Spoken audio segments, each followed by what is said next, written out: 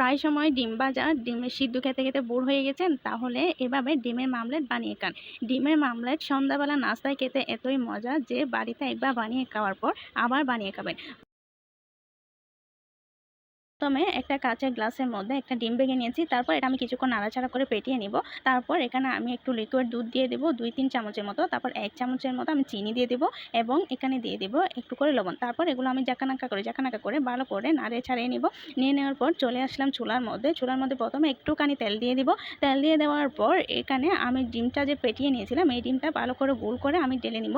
দেখেন আমি কিভাবে এটা ডিম ভাজার মতো দিয়ে দিয়েছি। তারপর এটা যখন ভালো করে হয়ে যাবে তারপর এটা আমি পাটিসাপটা পিঠার মতো বটে নিব। বটে প্লেটের মধ্যে নিয়ে নিব।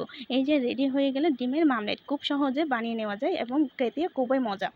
তো এটা খুব সহজে বানিয়ে খেতে পারবেন। অবশ্যই বাড়িতে একবার ট্রাই করবেন। একটা যদি ডিম থাকে এখানে তরল দুধটা না দিয়েও শুধুমাত্র চিনি এবং লবণ দিয়ে ডিমের মামলেটটা তৈরি করে খেতে পারেন। সো অবশ্যই বাড়িতে একবার ট্রাই করবেন। আর আমার এই ভিডিওটা কেমন হয়েছে অবশ্যই আমাকে কমেন্ট বক্সে জানিয়ে দিবেন। ধন্যবাদ, সবাই ভালো থাকবেন।